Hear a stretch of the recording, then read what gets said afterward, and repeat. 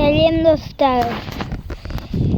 Ғасыр жайлау деген міне төбешіктер де бар өлеңде айтқандай. Мінекей ғасыр жайлау.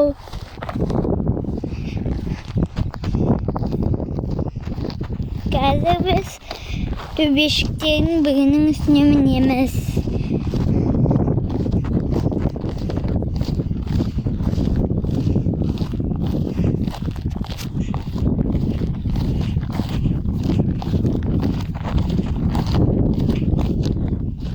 Гүлдер де бар міне.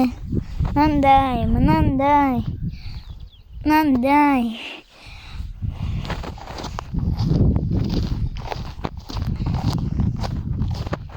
Қазір біз төбешіктің үстіне мінеміз.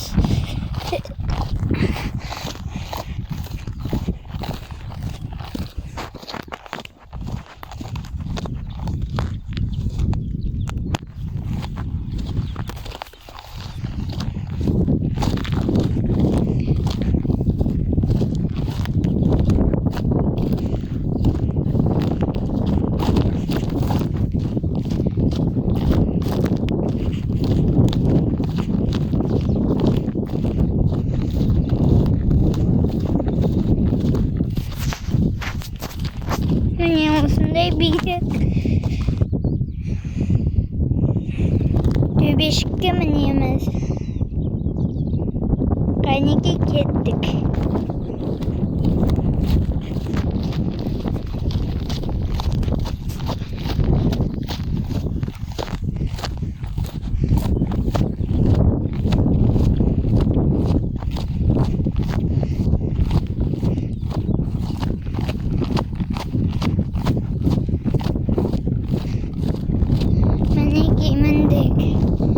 Қараңыздар, қандай әдемі ғасыр жайлау.